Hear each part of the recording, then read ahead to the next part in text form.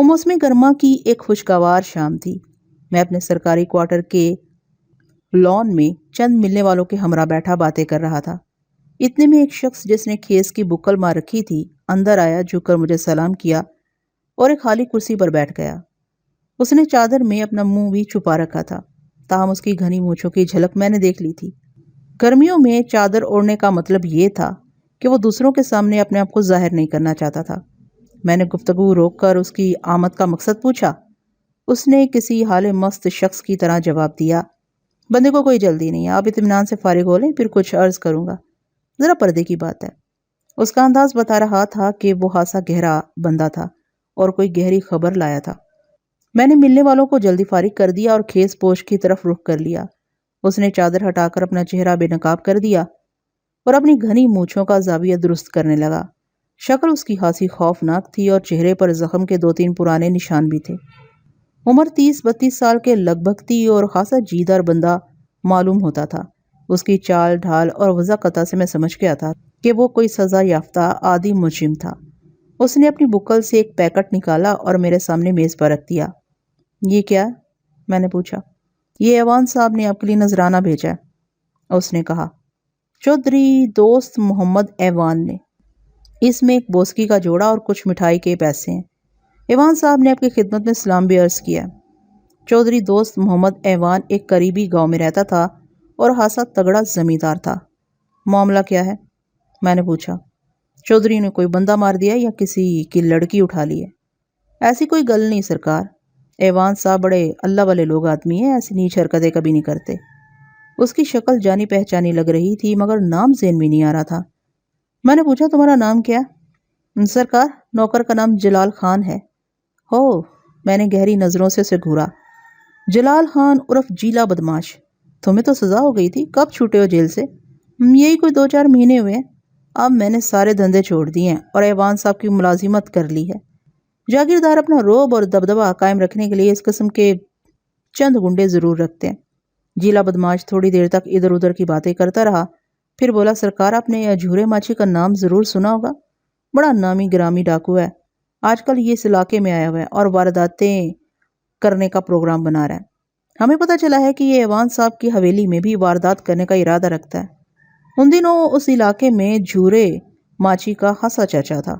وہ کافی عرصے سے وارداتیں کر رہا تھا مگر ابھی تک پولیس کے قابو میں نہیں آیا تھا۔ اس کی نہ تو کسی تھانے میں تصویر تھی اور نہ ہی کوئی اس کا حلیہ جانتا تھا۔ تم پولیس کے مخبر کب سے بن گئے؟ میں نے جیلے سے کہا۔ اور چودھری دوست محمد کو کیسے پتا چلا کہ جھورا ان کی حویلی لوٹنے کا ارادہ رکھتا ہے؟ کہیں سے پتا چل گیا ہوگا جی، مجھے کیا پتا، میں تو ان کا نوکر ہوں، جو انہوں نے پیغام دیا وہ میں نے آپ کو پہنچا دیا۔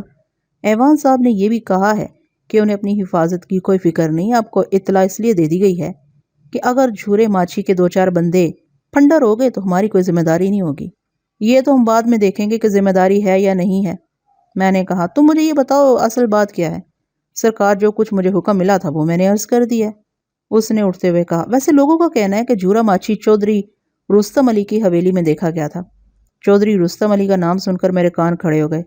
چند سال پہلے چودھری رستم علی کے ایک بندے نے چودھری دوست محمد کے مزارہ کی نوجوان لڑکی اٹھا لی تھی اور نوبت قتل و غارت تک پہنچ گئی تھی، لیکن کچھ لوگوں نے بیچ میں پڑھ کر معاملہ رفع دفع کرا دیا تھا اور مغبیہ کو اس کے گھر پہنچا دیا گیا تھا، مگر دلوں کی یہ رنجش ختم نہیں ہوئی تھی۔ چودھری دوست محمد کے آدمی موقع کی طاق میں تھے۔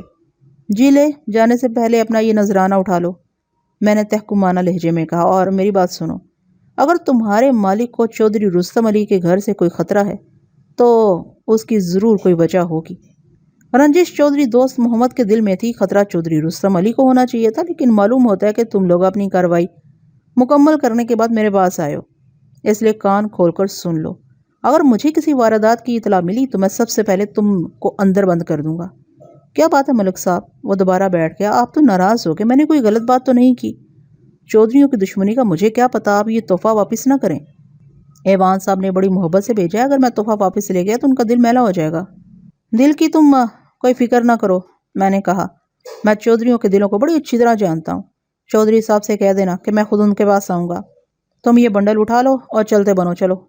وہ تھوڑی دیر تک مجھے راضی کرنے کی کوشش کرتا رہا، پھر پیکٹ اٹھا کر رخصت ہو گیا۔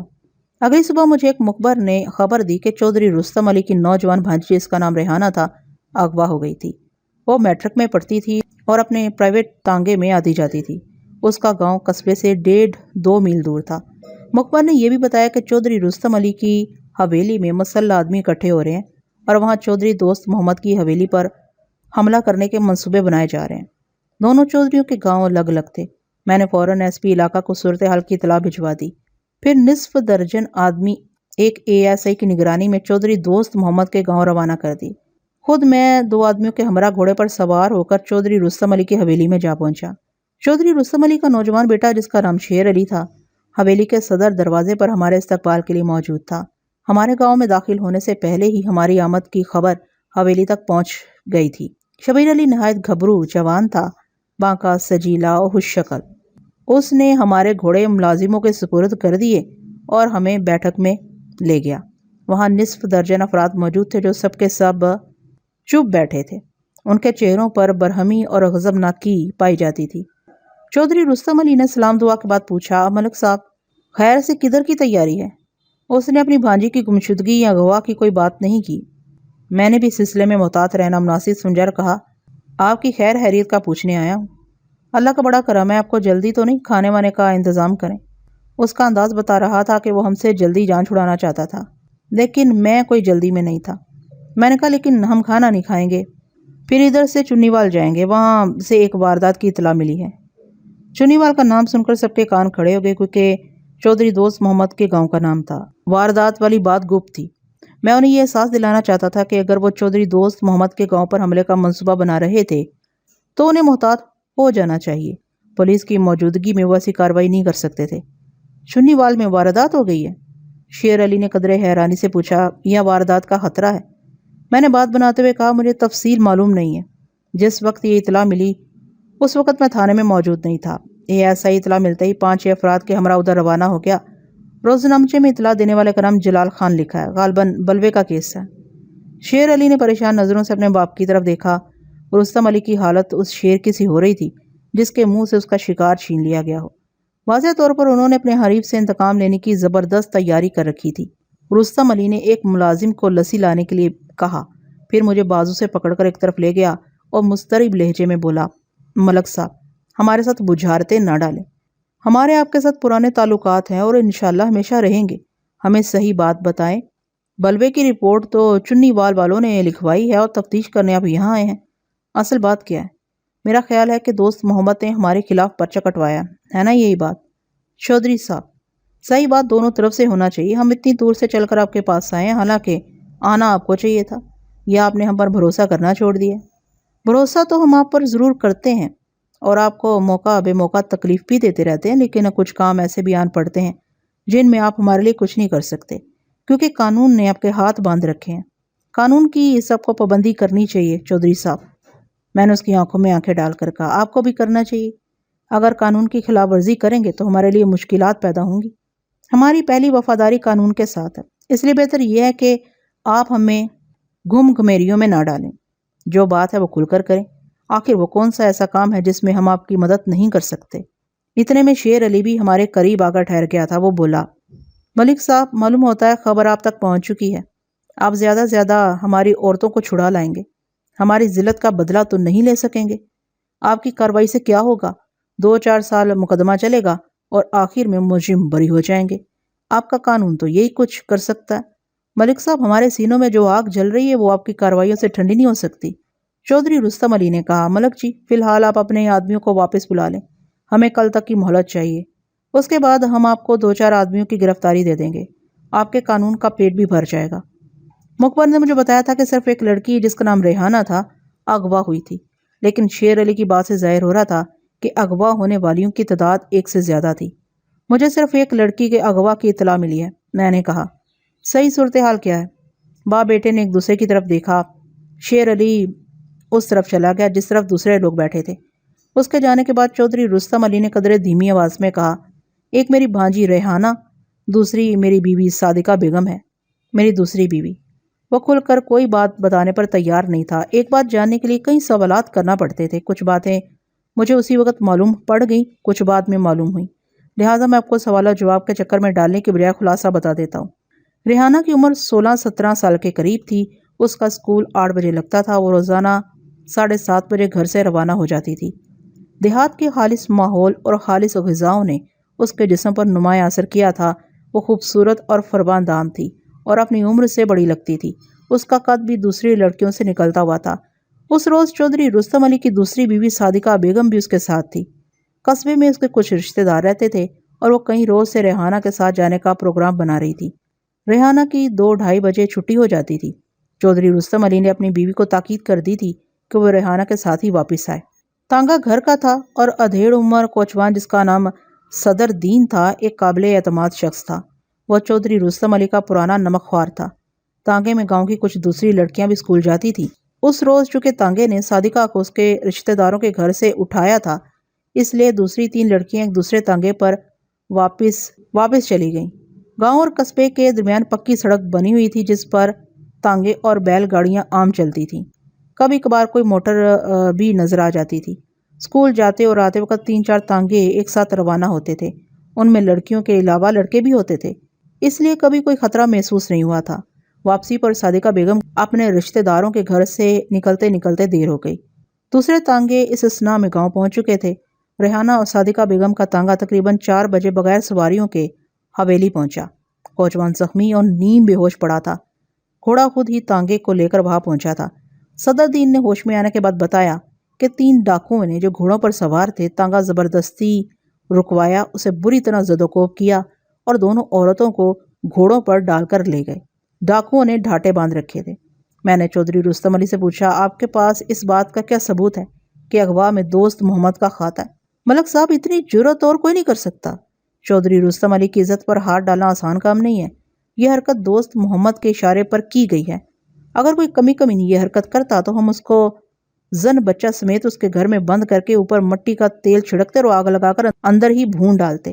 یہ جاگیردارانہ ذہنیت کی بات تھی۔ یہ لوگ جن کو اللہ تعالیٰ نے مال و دولت سے نوازا صرف بدلے پر مطمئن نہیں ہوتے۔ ان کی سوچ یہ ہے کہ کمزور اور غریب آدمی نے ان پر ہاتھ ڈالنے کی جرأت کیسے کی۔ یہ لوگ آنکھ کے بدلے آنکھ کے قائل نہیں ہیں۔ اگر کوئی بے حیثیت آدمی ان کا ایک آدمی مار ڈالے تو یہ اس کے پورے کنبے کو ختم کر ڈالتے ہیں۔ عورتیں اور معصوم بچوں کو بھی نہیں چھوڑتے۔ پھر بھی ان کے سینوں میں بھڑکنے والی آتش انتقام پوری طرح سرد نہیں ہوتی۔ ان جاگیرداروں کی تاریخ ایسے واقعات سے بھری پڑی ہے۔ چند سال قبل ملتان کے علاقے میں رونما ہونے والا ایسا ہی ایک واقعہ منظر عام پر آیا تھا، جس میں چند وحشی جاگیرداروں نے اپنے مخالفین کی بے گناہ عورتوں کو برہنہ کر کے سڑکوں پر پھرایا تھا۔ اس وقت میرے سامنے بھی ایسا ہی انتقامی مزاج رکھنے والا ایک جاگیردار کھڑا تھا۔ چودھری صاحب، یہ تو آپ اندازے کی بات کر رہے ہیں اور اندازہ غلط بھی ہو سکتا ہے۔ یہ ڈاکوؤں کی کارروائی بھی ہو سکتی ہے۔ ممکن ہے سنسان سڑک پر بوڑھے کوچوان کے ساتھ 2 نوجوان عورتوں کو دیکھ کر ڈاکوؤں نے بغیر کسی پروگرام کے انہیں اغوا کر لیا ہو۔ آپ مجھے ایک بات بتائیں، آپ کا تانگا پہلی مرتبہ 1 گھنٹہ لیٹ ہوا تھا۔ یہ بات چودھری دوست محمد یا اس کے آدمیوں کو کیسے معلوم ہو گئی؟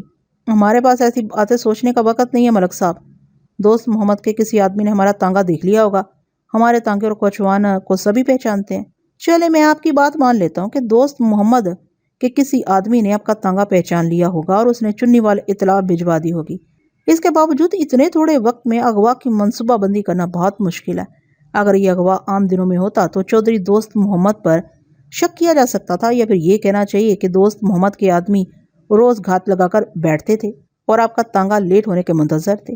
کل تانگا لیٹ ہوا اور انہیں کام دکھانے کا موقع مل گیا، یا پھر میں نے اپنی بات ادھوری چھوڑ دی۔ میں یہ کہنا چاہتا تھا کہ یا پھر وہ صادقہ بیگم کا انتظار کر رہے تھے، کیونکہ ریحانہ تو روزانہ آتی جاتی تھی۔ صادقہ بیگم پہلی دفعہ نکلی تھی۔ گویا اغوا کنندگان کا اصل ٹارگٹ صادقہ بیگم تھی۔ لیکن کیوں؟ اغوا کنندگان نے اس کو کیوں اغوا کیا تھا؟ چودھری صاحب، یہ اغوا کی سیدھی سادی واردات معلوم نہیں ہوتی۔ میں نے کہا، مجھے اس میں کچھ پھیر نظر آتا ہے۔ آپ اس معاملے میں جلدی نہ کریں اور یہ نہ سمجھے کہ چودھری دوست محمد ہاتھ پر ہاتھ دھرے بیٹھا ہے۔ اسے کل ہی آپ کی تیاریوں کی اطلاع مل گئی تھی۔ وہ لوگ جوابی کارروائی کے لیے تیار بیٹھے۔ ان کا آدمی کل شام میرے پاس آیا تھا اور سارے حالات بتا گیا تھا۔ آپ کے آدمی وہاں جائیں گے، 2-4 لاشیں ان کی گریں گی، 2-4 آپ کی گریں گی، اور باقی آدمی ہمیں لامحلہ اندر بند کرنا پڑیں گے۔ حاصل کچھ نہیں ہوگا۔ ملک صاحب، یہ مردوں کے کھیل ہیں۔ ہمارے جوان موت سے نہیں ڈرتے۔ میں نے محسوس کیا کہ اس کے لہجے میں پہلی سی سختی نہیں رہی تھی۔ ٹھیک ہے چودھری صاحب، میں آپ کی بات مانتا ہوں، لیکن زندگی اور موت کا کھیل شروع کرنے سے پہلے انسان کو حقیقت کا پورا علم ہونا چاہیے۔ آپ اپنا آدمی تھانے بھیج دیں، پہلے پرچہ کٹوائیں، یہ آپ کے حق میں بہتر ہوگا۔ آپ کو مخالف فریق پر قانونی بالادستی حاصل ہو جائے گی۔ اس نے اپنے آدمیوں سے مشورہ کیا اور پرچہ کٹوانے پر راضی ہو گیا۔ وہاں سے رخصت ہونے سے پہلے میں نے کہا کہ میں صدر دین کوچوان سے ملنا چاہتا ہوں۔ او جی چھوڑیں جی، اس جاہل گوار سے مل کر آپ کو کوئی فائدہ نہیں ہوگا، شیر علی نے کہا۔ وہ ہوش میں بھی نہیں ہے، کل سے الٹی سیدھی باتیں کر ہے، ڈاکوؤں کو دیکھ کر اس کا دماغ ہی لٹ گیا ہے۔ میں نے اس کی بات کا کوئی جواب نہیں دیا اور اپنے آدمیوں کے ہمراہ وہاں سے رخصت ہو گیا۔ باہر نکل کر ہم نے صدر دین کوچوان کا پتہ پوچھا اور ایک لمبا چکر لگا کر اس کے گھر پہنچ گئے۔ وہ 3 کچے کمروں پر مشتمل ایک چھوٹا سا مکان تھا۔ ہماری دستک کے جواب میں ایک بھاری جسم کی ادھیڑ عمر عورت دروازے پر آئی۔ اس نے کھدر کی میلی سی چادر اوڑھ رکھی تھی اور آنکھیں اس کی سوجی ہوئی تھیں۔ میرے استفسار پر اس نے بتایا کہ وہ صدر دین کی بیوی نذیرہ تھی۔ صدر دین کا کیا حال ہے؟